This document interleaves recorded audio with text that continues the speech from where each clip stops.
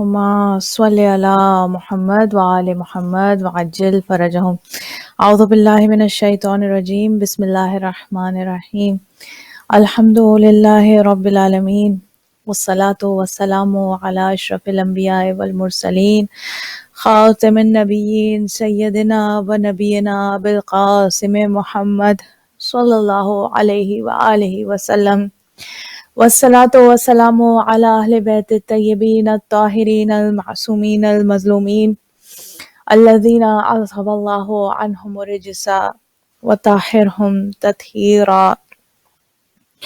اللہم صل علی محمد وآل محمد وعجل فرجہم۔ ناظرین کرام، السلام علیکم ورحمۃ اللہ وبرکاتہ۔ عظم اللہ اجورنا و اجورکم بمصابنا بالحسین علیہ السلام۔ ہم تعزیت پیش کرتے ہیں امام زمانہ عجل اللہ تعالی فرجہم کی خدمت اقدس میں۔ پرسہ پیش کرتے ہیں جناب سکینہ دختر امام حسین علیہ السلام کا امام زمانہ کی خدمت میں، جناب سید سجاد کی خدمت میں، جناب فاطمہ الزہرا سلام اللہ علیہا کی خدمت میں آپ کی پوتی کا پرسہ پیش کرتے ہیں۔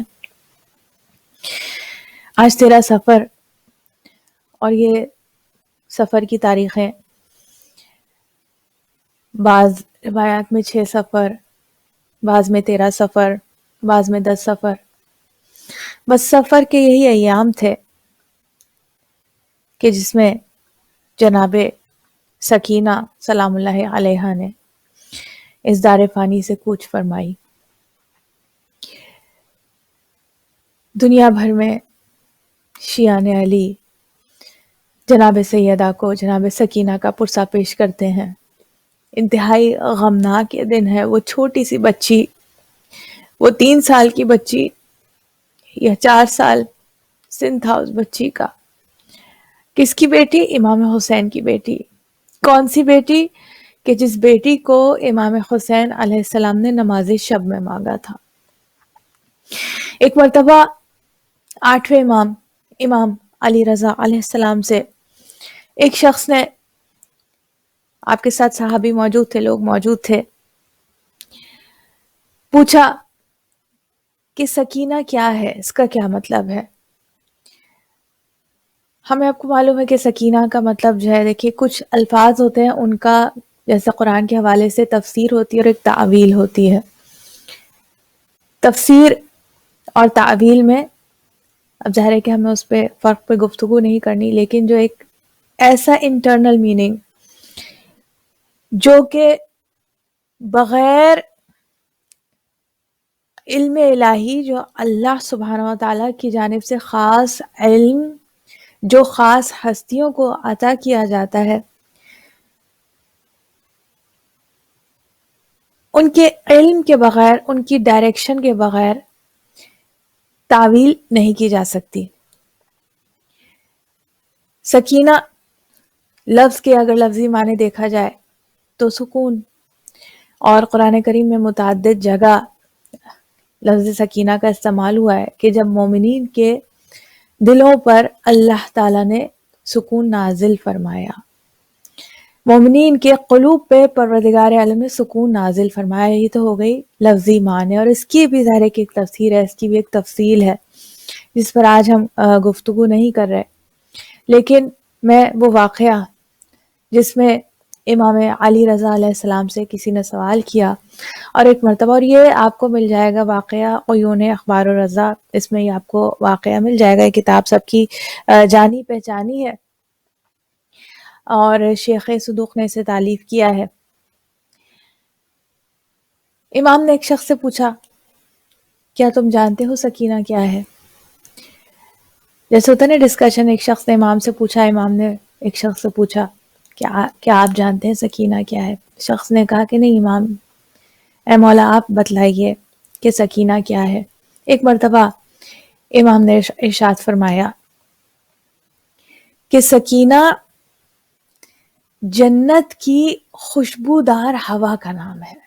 سبحان اللہ، سکینہ جنت کی خوشبودار ہوا کا نام ہے. اب یہاں پر امام کا جملہ ختم نہیں ہوا. دیکھیے سکینہ کے لفظی معنی سے اس کا کوئی تعلق نہیں، لفظی معنی سکون، لیکن اس کا جو امام مطلب بتا رہے ہیں کہ یہ تعویل کیا ہے، یا یوں میں کہوں کہ الہی ڈکشنری میں، اللہ کی ڈکشنری میں، اور وہ جو علوم الہی کی ڈکشنری ہے اس کے اندر سکینہ کا کیا مطلب ہے. امام فرماتے ہیں سکینہ کا مطلب یہ ہے، سکینہ کا مطلب یہ ہے کہ جنت کی خوشبودار ہوا.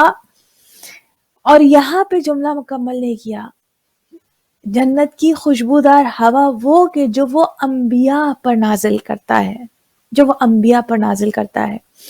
یہاں پر بھی گفتگو کو تمام نہیں کیا، یہاں پر بھی گفتگو کو ایک جنت کی خوشبودار ہوا، ظاہر ہے کہ جنت سے چلنے والی ہر ہوا خوشبودار ہے. جنت کی خوشبو اتنی زیادہ تیز ہے کہ وہ کئی ہزار سالوں کے فاصلے پر اس خوشبو کو محسوس کیا جا سکتا ہے. میں چاہ رہی ہوں کہ میری اس گفتگو میں آپ جناب سکینہ سلام اللہ علیہا کی خوشبو کو محسوس کریں. جنت کی خوشبو کہ جس کی خوشبو کو ہزاروں سال کے فاصلے سے محسوس کیا جا سکتا ہے، سونگھا جا سکتا ہے. جنت کی خوشبودار ہوا کا نام سکینہ. لیکن امام نے کہا کہ نہیں، یہ بھی وہ خاص ہوا، جنت کی بھی مختلف خوشبوئیں ہوں گی. عزیزان محترم، کچھ خوشبو عام مومنین کے لیے اور کچھ خواص کے لیے، کچھ سابقون کے لیے. یہ جنت کی وہ خوشبودار ہوا ہے جو انبیاء کے لیے پروردگار عالم نازل فرماتا ہے، جو انبیاء کے لیے جو خوشبو چلتی ہے، خاص جنت کی خوشبودار ہوا، اس کا نام سکینہ.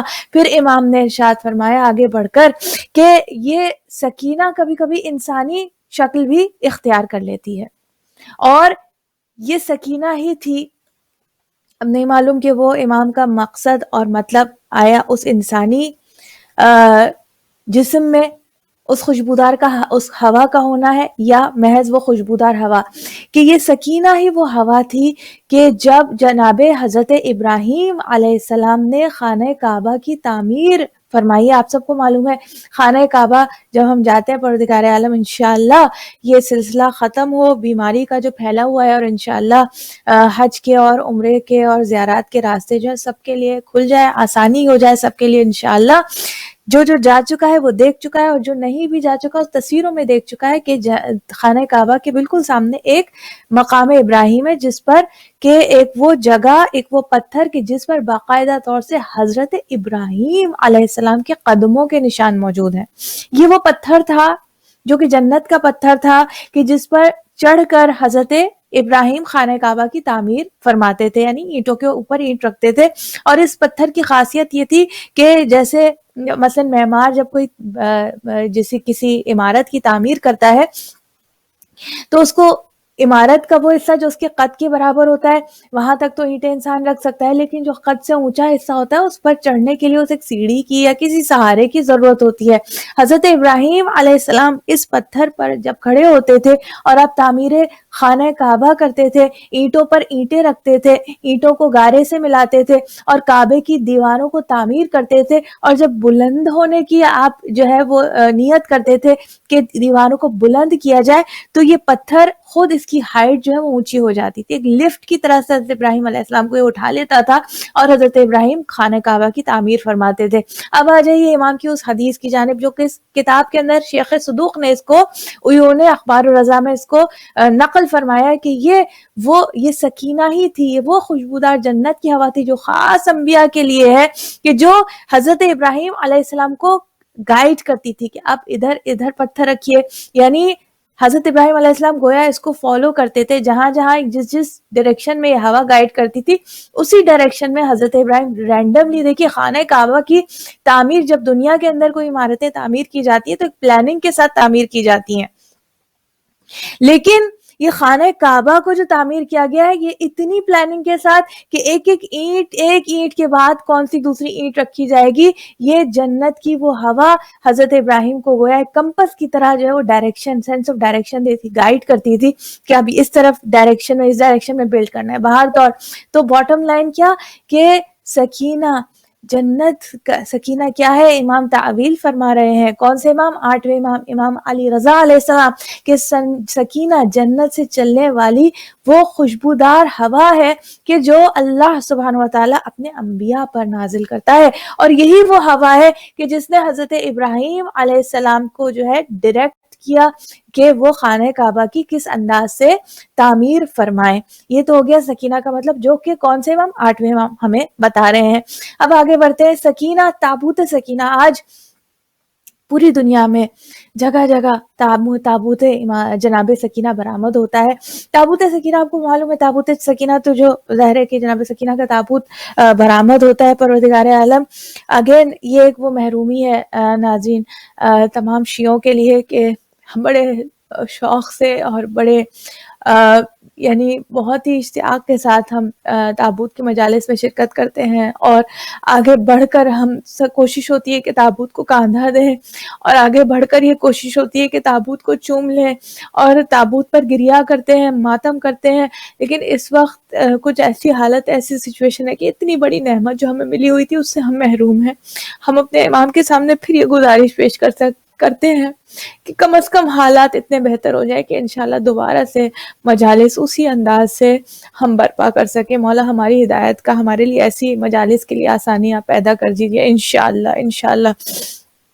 تو بات وہی لے کے آتے ہیں کہ تابوت جناب سکینہ، جو کہ جناب سکینہ سلام اللہ علیہا کی یاد میں جو ہے یہ اٹھایا جاتا ہے، تابوت اٹھایا جاتا ہے.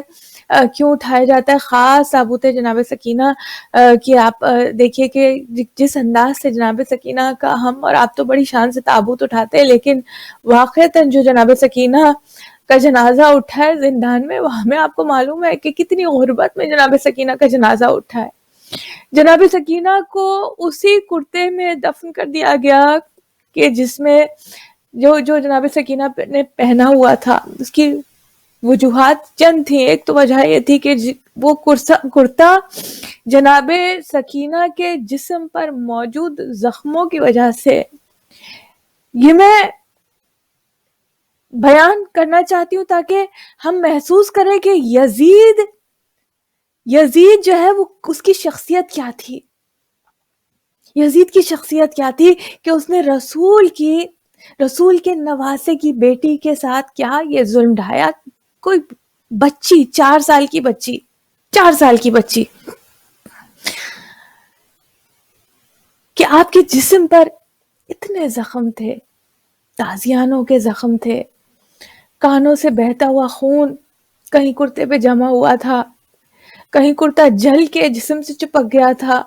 کہیں روایتوں میں ملتا ہے کہ ایک مرتبہ جب جناب سکینہ اونٹ سے نیچے گر گئی تھی اور جناب امام حسین جس نیزے پر آپ کا سر اقدس سوار تھا وہ آگے نہ بڑھتا تھا، اور جناب زینب پھر جناب سکینہ کو ڈھونڈ کر لائی. جناب سیدہ نے اپنی آغوش میں جناب سکینہ کو سلایا ہوا تھا، اور جب جناب سکینہ کو دوبارہ سے سوار کیا گیا ہے، کچھ روایتوں میں ملتا ہے کہ جناب سکینہ کو پھر اونٹ کی پشت سے باندھ دیا گیا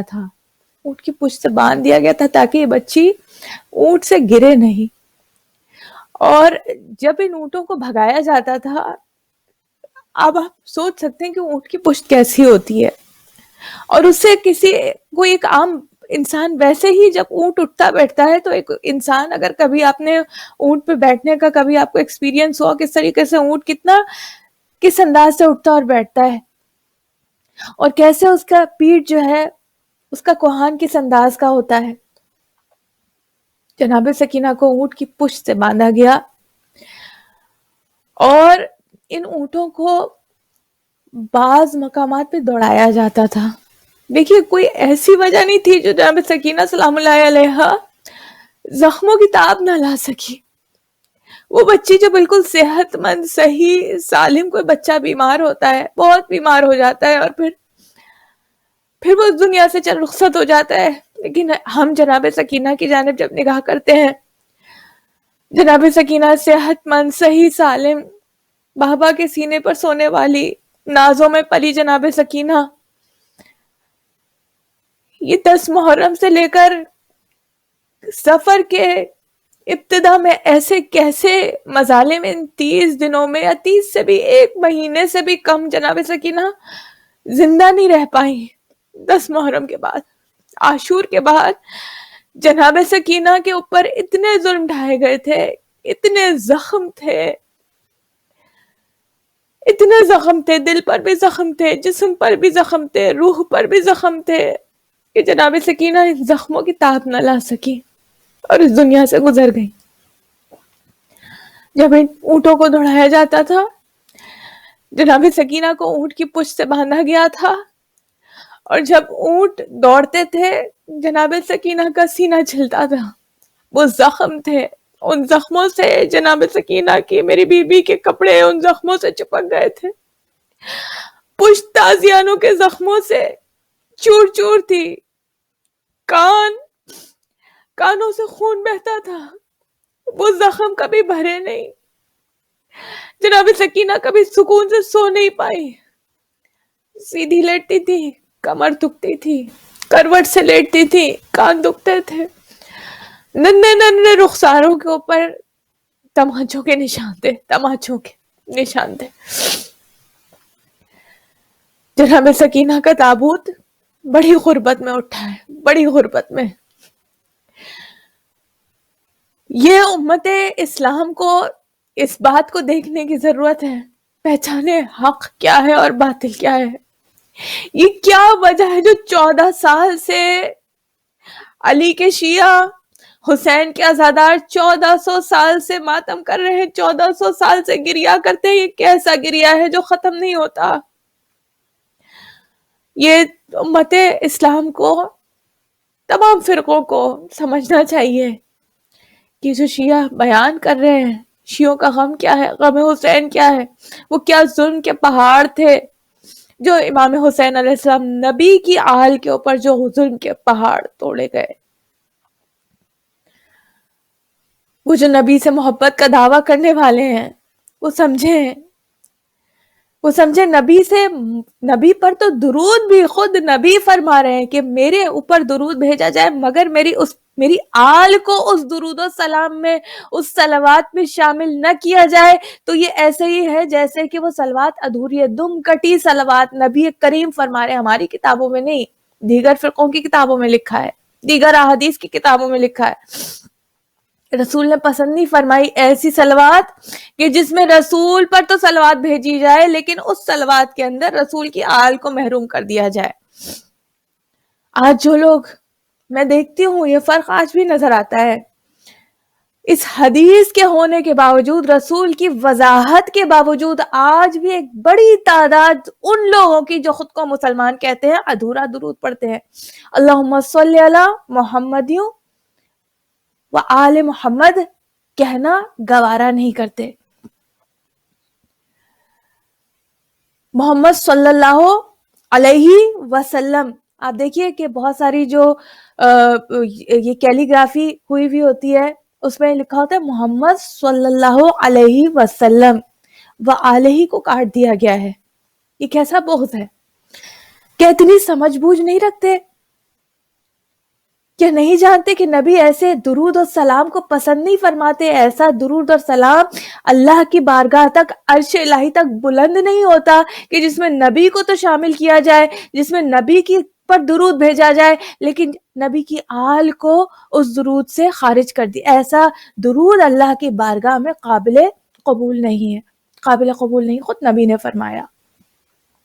اور بار بار اس وضاحت کی ضرورت نہیں ہے کہ نبی وما ینطق عن الہوا ہے.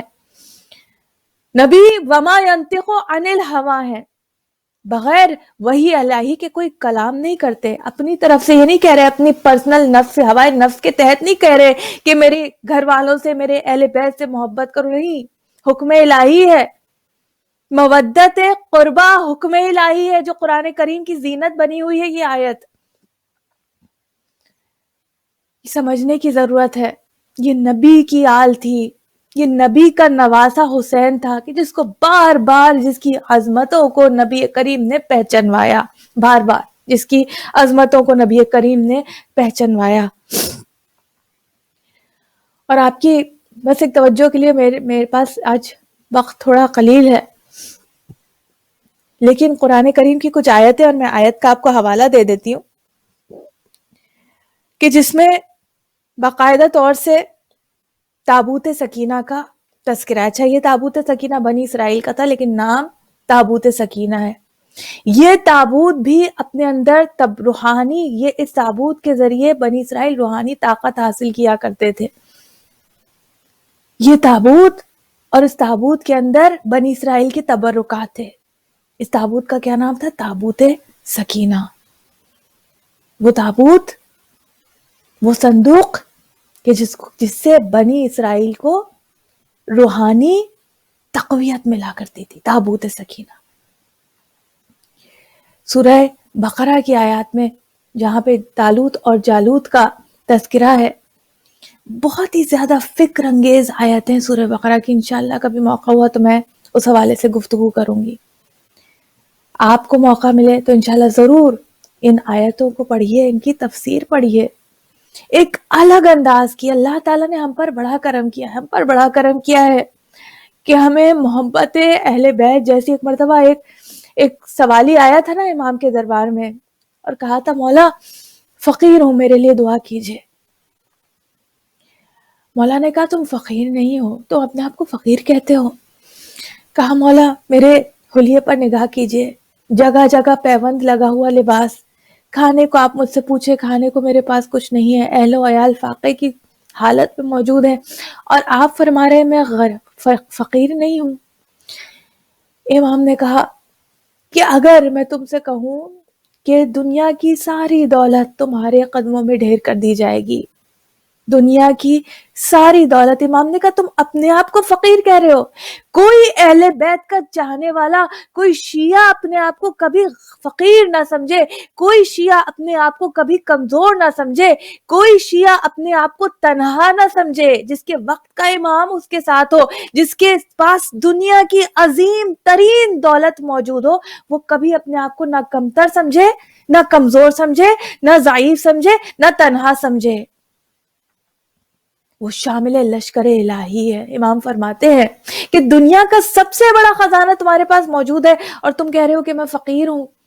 اس نے کہا امام وضاحت فرمائیے. ایک مرتبہ امام نے ارشاد فرمایا کہ اگر میں تم سے کہوں اے میرے چاہنے والے، اگر میں تم سے کہوں کہ تمہارے قدموں میں دنیا کی ساری دولت لا کر ڈھیر کر دی جائے گی، مگر یہ کہ تم اس کے بدلے سودا کر لو، تجارت کر لو اہل بیت کی محبت کا، ساری دنیا کی دولت لے لو مگر اہل بیت کی محبت محمد وآل محمد صلی اللہ علیہ وآلہ وسلم اس کو دے دو.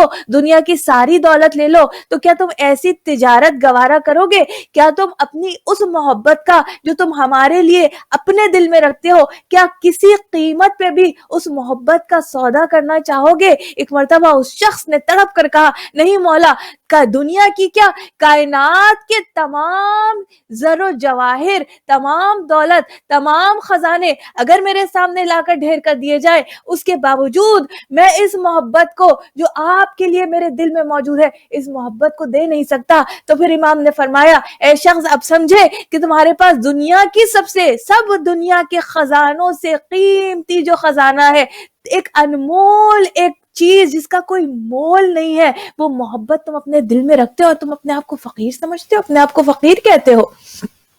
اللہ کا بڑا کرم ہے کہ اس نے ہمیں محبت اہل بیت سے نواز دیا. الحمدللہ رب العالمین، الحمدللہ رب العالمین. پروردگار عالم سے دعا ہے کہ یہ محبت ہماری آنے والی نسلوں کے دلوں میں راسخ ہو جائے، دلوں میں راسخ ہو جائے. انشاءاللہ ہمارے آنے والی نسل جو ہے وہ پیغام حسین ابن علی انشاءاللہ آگے لے کر آگے بڑھتی رہے انشاءاللہ. پروردگار عالم انہیں استقامت عطا فرمائے انشاءاللہ، شجاعت عطا فرمائے انشاءاللہ، علم عطا فرمائے، ایمان کامل اور یقین کامل ہمیں اور ہماری آنے والی نسلوں کو انشاءاللہ عطا فرمائے. مرثی ہے کہ چند اشعار جناب سکینہ سلام اللہ علیہا، بڑی غربت میں آپ کا جنازہ اٹھا. جب دختر شبیر نے زنداں میں قضا کی، ایک دھوم ہوئی رانڈوں میں فریاد و بکا کی.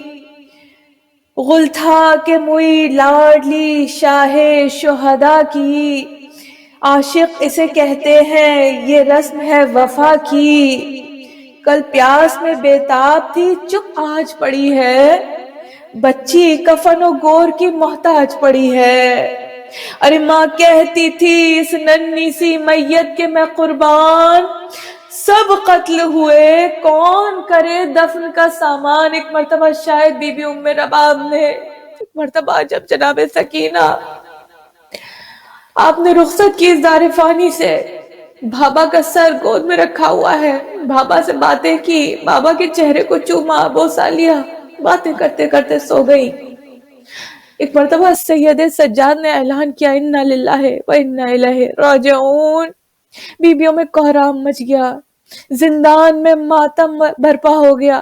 شاید بی بی ام رباب نے کربلا کی جانب رخ کر کے دیکھا اور کہا عباس آؤ، علی اکبر آؤ، سکینہ سکینہ کا جنازہ اٹھاؤ۔ ماں کہتی تھی اس ننھی سی میت کے میں قربان، سب قتل ہوئے کون کرے دفن کا سامان۔ روتی ہوئی جاؤں میں کہاں باسر عریان، فریاد کروں کس سے، کہاں ہے شہزی شان۔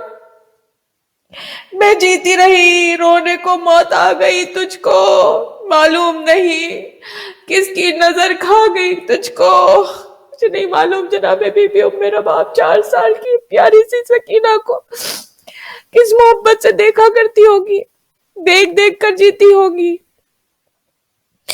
اور خط میں مجھے سغرا نے یہ لکھا تھا کہ مادر میں اپنی سکینہ کے لیے روتی ہوں دن بھر، جاؤں گی جو اب سوئے وطن قید سے چھٹ کر۔ ایک مرتبہ بی بی ام رباب نے کہا کہ اب میں مدینے جاؤں گی تو سغرا پوچھے گی تمہاری منتظر ہے، پوچھے گی وہ بے کس کے کہاں ہے میری خواہر۔ ہاتھوں سے میں دل تھام کے خاموش رہوں گی، ہاتھوں سے میں دل تھام کے خاموش رہوں گی۔ تم تو گئی دنیا سے میں کیا اس سے کہوں گی، بیٹی کے لیے پیٹتی تھی بانو مضطر، حاکم کو خبر دی یہ خبردار نے جا کر، ایک 4 برس کی ہے جو شبیر کی دختر، زندہ میں قضا کر گئی وہ بے کس و بے پر۔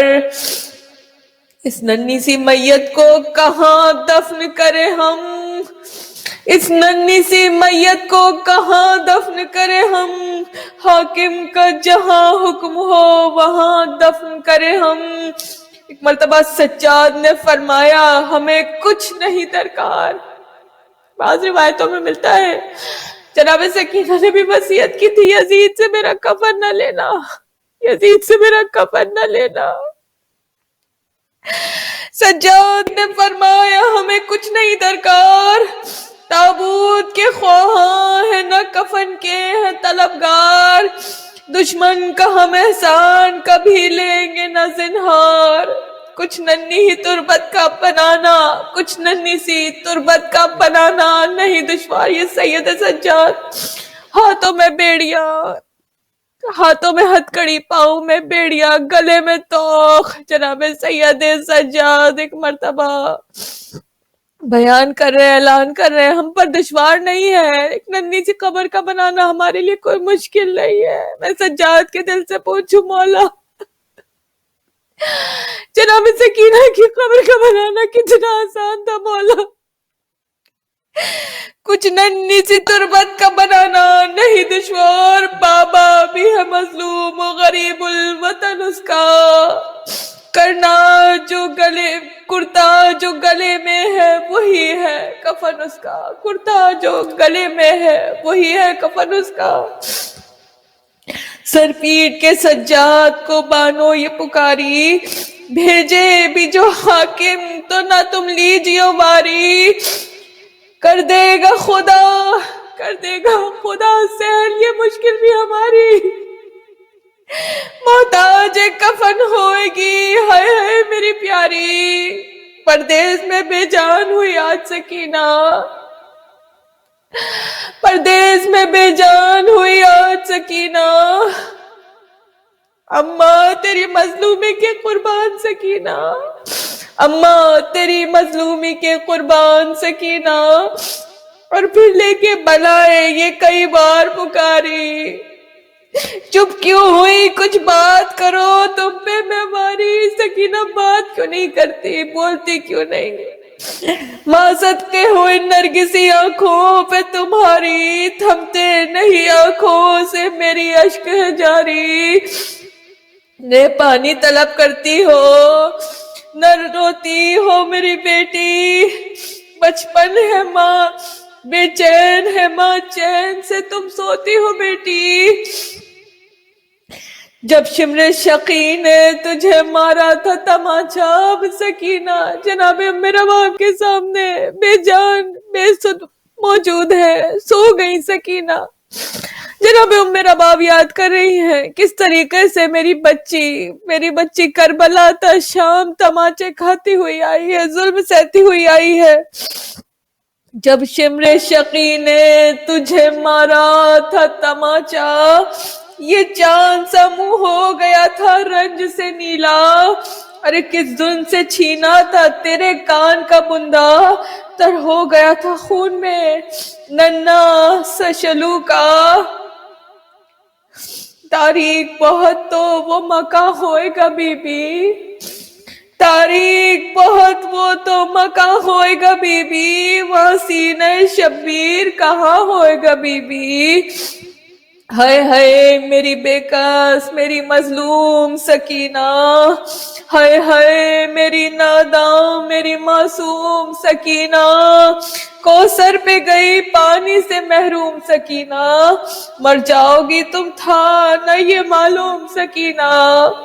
صدقے گئی محنت میری سب تم نے بھلا دی، صدقے گئی محنت میری سب تم نے بھلا دی، بابا سے ملی پالنے والی کو دغا دی۔ اور جب دختر شبیر نے زندہ میں قضا کی، الا لعنت اللہ علی قوم الظالمین وسیعلم الذین ظلموا ہی منقلبون۔ ہم پرسہ پیش کرتے ہیں جناب فاطمہ الزہرا سلام اللہ علیہا کہ آپ نے اپنے مرکز کو چھوڑ دیا جب جناب امام حسین علیہ السلام مدینے سے روانہ ہوئے۔ جناب سیدہ وہ بی بی کہ جس نے اپنے بیٹے کا اپنے پیارے حسین کا مقتل اپنی ردا سے صاف کیا، جو کربلا سے کوفہ، کوفہ سے شام اس قافلے کے ساتھ چلی۔ ہم پرسہ دیتے ہیں جناب سیدہ سلام اللہ علیہا کو، جناب سکینہ بنت الحسین کا۔ پروردگار عالم ہمارے اس پرسے کو قبول فرمائے۔ انشاءاللہ جو بیمار ہیں جناب سکینہ کے صدقے میں انہیں شفا کاملہ عطا ہو۔ میں خاص طور سے ذاکرہ بینا حسن کے حوالے سے میں آپ سے اور دیگر تمام مومنین مومنات جو علیل ہیں بیمار ہیں ان کے لیے سب کے لیے آپ سے دعا کی التماس کرتی ہوں کہ انشاءاللہ ہم سب مل کے دعا کریں۔ آج جناب سکینہ کے صدقے میں مولا میرے پروردگار سب کو شفا کلی عطا فرمائے، تمام مومنین مومنات کی ہر پریشانی ہر غم جو ہے وہ دور ہو جائے انشاءاللہ، تمام مومنین مومنات کی تمام جائز دینی دنیاوی اخروی حاجات برائیں انشاءاللہ، ہم اپنے بچوں کی بہترین تعلیم و تربیت کا انتظام کر سکیں، ہمارے بچے اور ہم ہر امتحان میں چاہے وہ دنیاوی اخروی کوئی بھی امتحان ہو، دینی امتحان ہو، ہم ہر امتحان میں کامیابی حاصل کریں۔ پروردگار عالم ہمیں اہل بیت علیہم السلام کے نقش قدم پر چلنے کی توفیق عطا فرمائے، ہمیں اس چیز سے محفوظ رکھے کہ کبھی ہم اپنی بیوی کے آگے اپنے عمل کے حوالے سے شرمندہ نہ ہو جائے۔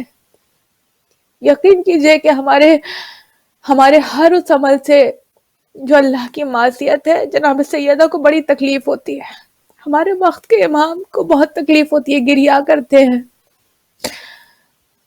اور ہمیں محنت کرنی ہوگی۔ بے شک اللہ کی توفیق شامل حال ہونا ضروری ہے، لیکن یقین کیجئے میں پہنچا سکوں اگر اس بات کو کہ یہ محنت اور یہ شدید محنت، یہ جد و جہد یہ ہماری ہے، ہمیں اس میں بہت کوشش کرنی ہے، بہت محنت کرنی ہے، آسان کام نہیں ہے۔ اہل بیت علیہم السلام کے راستے کو اختیار کرنا، علی کے راستے پر چلنا آسان کام نہیں ہے، لیکن پروردگار عالم نے اس خوبصورت راستے کو جو سیدھا بہشت جاتا ہے ہمارے لیے چنا ہے۔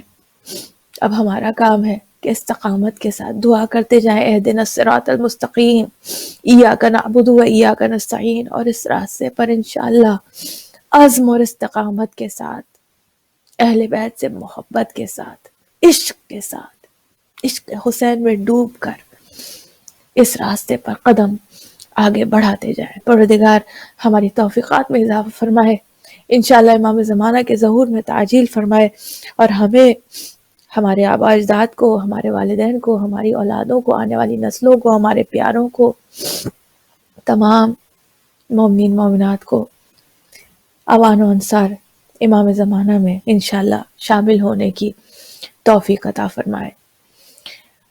ہمارے مرحومین کی پروردگار عالم مغفرت فرمائے۔ جناب سکینہ کا ہم واسطہ دیتے ہیں، ہماری والدہ اقبال بانو نقوی بنت مصباح الحسن نقوی، ہماری ساس بلقیس سلطانہ جعفری، سسر محمد حسن جعفری، اور دیگر تمام مرحوم مومنین مومنات کی پروردگار عالم جناب سکینہ کے واسطے سے مغفرت فرمائے، ان کے تمام گناہوں کو پروردگار عالم بخش دے اور ان کے گناہوں کو نیکیوں سے بدل دے، انہیں اعلیٰ علیین میں جگہ عطا فرمائے، ان کی قبر کو جنت کے باغوں میں سے ایک باغ قرار دے، ان کی قبروں کو جنت کی نعمتوں سے آراستہ فرمائے، ان کی قبروں پر رحمتوں کا نزول ہو اور ہر وحشت، ہر تنہائی ان سے دور ہو۔